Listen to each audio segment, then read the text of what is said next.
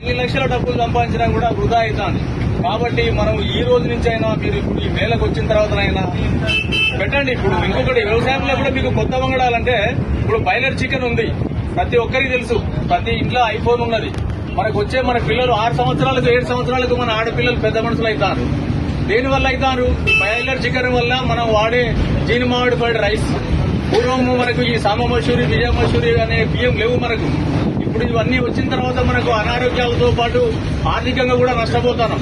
ఇలా మీరు 40 quintal 50 quintal పండించి ఒక అమ్మాయి డెలివరీ కావాలంటే హాస్పిటల్ ఎంత ఖర్చు అవుతుంది, ఒక ప్రెగ్నెన్సీ కావాలంటే ఎంత ఖర్చు అవుతుంది, ఒకసారి మనం హాస్పిటల్ పోతే ఒక కిడ్నీ ప్రాబ్లం అయితే ఎంత ఖర్చు అవుతుంది, ఒక లివర్ దెబ్బతింటే ఎంత ఖర్చు అవుతుంది, మానసికంగా కుటుంబం ఎంత ఇబ్బంది పడుతుంది. ఇంతకుముందు మన అయ్యకు మనం తలగోరు పెట్టేందుకు మనం మిగిలినాం.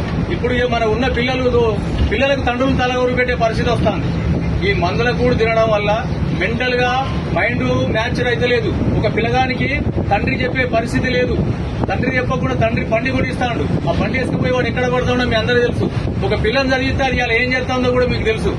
ఈ పరిస్థితులలో మీరు ఈ రోజు నుంచి అయినా కొంచెం ఆలోచించుకొని ఈ జీనుమాడిఫైడ్ రైస్ అనేది యూనివర్సిటీలో తయారైన విత్తనాలు కాకుండా మన తాతల తండ్రులు కొన్ని విత్తనాలు తయారు చేయించారు. మీ అందరికీ తెలుసు. ఇంతకుముందు మన ఆనకాయ ఎట్లుండేది? ఆనకాయలు నీళ్లు పట్టుకొని పోయేటోళ్ళం మనం. ఇప్పుడు వచ్చే ఆనకాయలు నీళ్లు పట్టుకోగలుగుతావా? ఇంతకుముందు మన బీరకాయ ఎంత టేస్ట్ ఉండేది? ఇంతకుముందు మన రాములకాయలు, పచ్చిమిరపకాయలు గోలించుకుంటూ రోడ్లో నూరుకుంటే ఎంత టేస్ట్ ఉండేది? ఇప్పుడు ఆ పరిస్థితి ఉందా మనకు? ఆ పరిస్థితి లేకుండా పోయింది. ఎంతమంది ఇళ్ల కరివేపాకు చెట్లు ఉన్నాయి చేయలేకుండా? ఎంతమంది ఇళ్ల నిమ్మ చెట్టు ఉన్నది? ఎంతమంది ఇళ్ల నిమ్మ చెట్టు? ఓకే, సంతోషం. ఇలాంటివి మనం చిన్న చిన్న ట్రిక్స్ ఇవి వాడడం వల్ల కొంతవరకు మనకు ఆరోగ్యం సహకరిస్తుంది. రాబోయే రోజుల్లో మనకు పిల్లలకు ఆస్తులు ఇచ్చుడు కాదు, ఆరోగ్యాన్ని ఇవ్వాలంటే ఇప్పటి నుంచైనా మీరు ఈ సాంబ మసూరి, విజయ మసూరి బియ్యం కావు. మనకు వచ్చే రోగాలలో 50% బీపీ షుగర్లు రావడానికి కారణం సాంబ మసూరి, విజయ మసూరి బియ్యం. మీరు పెట్టుకోదలుచుకుంటే దేశీ విత్తనాలని కొన్ని ఉంటాయి. భూమి మీద మానవులు పుట్టినప్పుడు భగవంతుడు ఏమి ఇచ్చిండంటే పక్షులకు పనులు ఇచ్చిండు. వాటికి రోగాలున్నాయా? ఏ పక్షికైనా హాస్పిటల్ ఉందా? జంతువులకు గడ్డి ఇచ్చిండు. మన అయ్యా ఎన్నడు కూడా గవర్నమెంట్ హాస్పిటల్ కు గొడ్డ దావకానికి ఎద్దును తీసుకపోలే. ఇవాళ మన పరిస్థితి ఏమున్నది? అయిపోయిందా? తాడి చెట్టుకి ఎవరైనా మందేస్తానరా?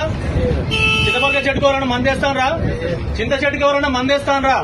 ఈ ఏ చెట్టుకు అడవిల చెట్లకు మందు లేనప్పుడు మనము భూమి మీద ఎందుకు మందు పోసి భూమి ఆరోగ్యం ఖరాబ్ చేసి ఆ భూమిలో వచ్చిన పంట తిని మనం ఎందుకు ఆరోగ్యం ఖరాబ్ చేసుకుంటాం? ఈ పరిస్థితి రాకుండా ఉండాలంటే ప్రతి ఇంట్లో ఒక ఆవును పెంచుకోండి. ఆవుతో పాటు మన ఇంట్లో 4 కోళ్లు పెంచుకోండి. రోడ్డు మీదకి పోవచ్చు రైతు. 366 రోజులు రైతు కూరగాయలు ఉంటే, పావు కిలో కూరగాయలు ఉంటే వాడు జోకేదే 200 గ్రాములు వస్తాయి. ఇంట్లో 4 ఉంటే ఒక్క పూటకు సరిపోదు. 2వ పూట 3వ పూట ఏం తిందాం? మన ఇంట్లో కూరగాయలు పండితే మనం కడుపు నిండా తింటాం, ఆరోగ్యంగా ఉంటాం. మనం రోడ్డు మీద రైతు ఇప్పుడు A to Z పోయి రోడ్డు మీద కొంటే 366 రోజులు కొంటే నువ్వు ₹1,00,000 సంపాదించని కూరగాయలకే 60-70 వేలు పోతున్నాయి.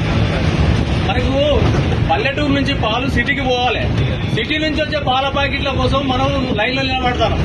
మన ఊళ్ళో మొత్తం కొడితే మనకు పక్కింట్లో ఒక చెంబడు పెరుగు దొరుకుతలేదు. నువ్వు పెళ్లికి ఆర్డర్ ఇస్తే 10 ప్యాకెట్ల పెరుగు వస్తుంది. ఏడ తయారైతుంది పెరుగు? ఎక్కడి నుంచి వస్తున్నాయి పాల ప్యాకెట్లు? నువ్వు వ్యవసాయం చేసుకుని భూమి ఉన్నోని పెళ్ళ మొగలు బాయికాడిపోతావు, ఇంట్లో పాలు లేవు. కానీ హైదరాబాద్ సిటీలో ఏసీలో ఉంటాడు పాలు పంపిస్తాడు మనకు. ఇది కొంచెం ఆలోచించండి. ఇది పెద్ద పనేం కాదు. ఒకప్పుడు మాకు అయ్యగారి పెళ్లికి ఇనుగుర్తుల పెళ్లి ఏంటంటే బిందెల కొంచెం పాలు మామూలు ఇచ్చేవాళ్ళు. ఇలా మా అయ్యగారి పిల్లలు కూడా వచ్చి ఇనుగుర్తుకు వచ్చి పాల ప్యాకెట్లు కొనుక్కొచ్చుకుంటారు. కొంచెం ఆలోచించండి, ఎక్కువ అవసరం లేదు ఇది. ఎందుకంటే మన ఆరోగ్యం లేని మనం ఎన్ని ఆస్తులు సంపాదించినా వృధా ముచ్చట. పక్కేమాటోడు 10 బస్తాలు పోసిండు, నేను 20 బస్తాలు పోసిన అనేది పక్కకు పెట్టండి. పక్కోని చూసుడే బంద్ చేయండి. పక్కోని చూసుకుంటా పోతే మనం బతకలేము. పక్కోని ఇంట్లో పరమాన్నం ఉంది మనకు కావాలంటే కాదు. మన శక్తి సామర్థ్యాలు, మన తల్లిదండ్రులు మనకి ఏమి ఇచ్చిర్రో దాన్ని చూసుకుంటేనే మనం ముందుకు పోవాలి తప్ప పక్కింట్లో వాడు ఏసీ తెచ్చుకున్నాడు, ఫ్యాన్ తెచ్చుకున్నాడు, వాడు బిర్యానీ వండుకున్నాడు, మనకు వద్దే వద్దు. మన ఇంట్లో మామిడికాయ తొక్కు పచ్చి పులుసు ఉంటే ముద్దు, పక్కోడిది అసలే వద్దు. మన పంట మన వంట ఈ 2 లేకపోతే మన బతుకు పెంట. మన పంట మన వంట ఆ 2 లేకపోతే మన బతుకు పెంట.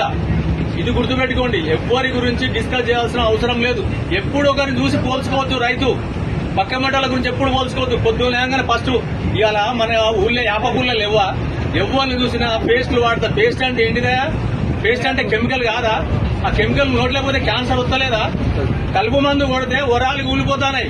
వరాలు కూలిపోయిన తర్వాత నువ్వు ఆ కలుపు మందు కొట్టిన పంట తింటే పేగులు ఉంటాయా? అంత పెద్ద వరం కూలిపోం కానీ పేగులు ఎంత? ఒకసారి ఆలోచించండి.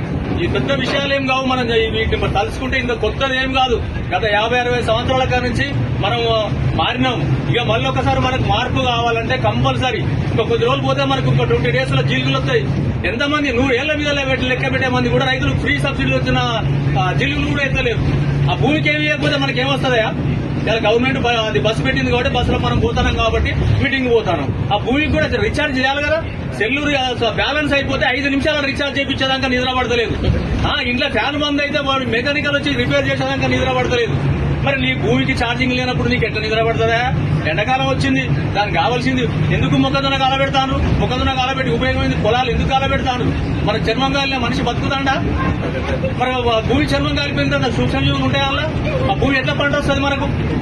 ఇవన్నీ ఒకసారి దృష్టి పెట్టండి. రాబోయే రోజులల్లా మన పిల్లలకు డబ్బులు ఇచ్చిపోతే ఎదవలైతారు. ఇలా చూస్తూనే ఉన్నాం. ఎంతమంది పిల్లలు బాయికాడికి సర్ది తెస్తాను, ఎంతమంది పిల్లలను బాయికాడు రమ్మంటే ఈయనటోడు ఉన్నాడు. వాడు ఏమిటి తయారైతాడు?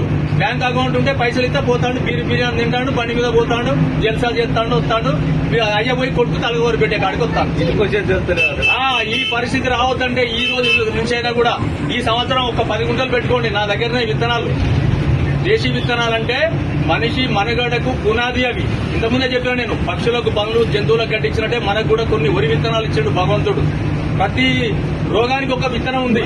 షుగర్ కు నవారా రైస్ ఉంది. చిన్నపిల్లల ఎదుగుదలకు మైసూరు మల్లిక ఉన్నది, గుజ్జుపట్టాలి అని ఇట్లా రకరకాల పేర్లు ఉంటాయి. ఆ పేర్లన్నీ మన దగ్గర ఉన్నాయి. నేను గత కొన్ని సంవత్సరాలుగా చూస్తున్నా, చాలా మీటింగ్ కండక్ట్ చేస్తున్నా. మంచి మంచి సాధువులు, మంచి మంచి ఈ మన ఆర్గానిక్ వ్యవసాయంలో ఆరుదేళ్ల దగ్గరికి వెళ్ళిపోయి నేర్చుకున్నా కాబట్టి మీకు నేను మాట్లాడే అవకాశం దొరికింది కాబట్టి మాట్లాడుతున్నా. ఈ సంవత్సరం నుంచి ఒక 10 గుంటల అవకాశం ఉంటే పెట్టుకోండి. ఆ 10 గుంట మీరు వేయకండి. మందులు అవసరం లేదు. మందు లేకుండా దాని రోగాలు కూడా రావు. మీరు పక్కా జీలుగులు వేయండి, నవధాన్యాలు చల్లండి. ఒక 10 గుంటలల్లా మీ ఇంటి మందం పెట్టుకోండి. అమ్మడం కోసం పెట్టకండి. ఆ తర్వాత మీకు అనుభవం వచ్చినాక పెట్టుకుందరు. కానీ ఈ సంవత్సరం నుంచి అయినా మనం మీ అందరితోటి ఈ రోజు నాకు మాట్లాడే అవకాశం దొరికినందుకు చాలా సంతోషపడుతున్నా. అందరికీ నమస్కారం.